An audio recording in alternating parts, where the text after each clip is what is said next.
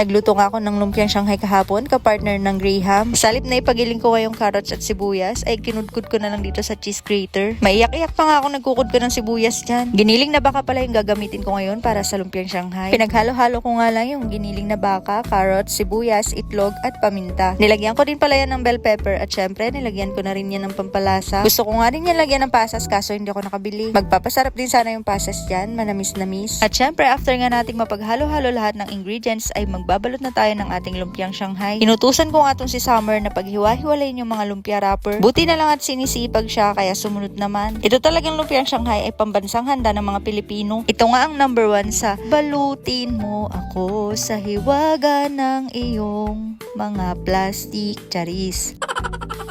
Pero aminin nyo, minsan naging tirador din kayo ng lumpiang Shanghai. Lalo na kung masarap yung pagkakaluto.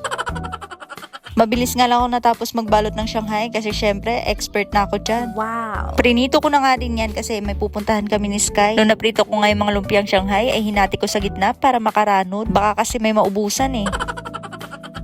At ayun nga, after ko nga magluto ay naligo nga lang ako at pumunta na kami dito sa Tayug Dental Clinica. Ipapabunot ko nga yung dalawang ngipin ni Sky sa harap na napudpud na. Kung makikita nyo nga ay super excited nung si Sky, pasayaw-sayaw pa nga. Mahiwagang salamin, kailan ba niya aaminin ang kanyang tunay na pagtingin?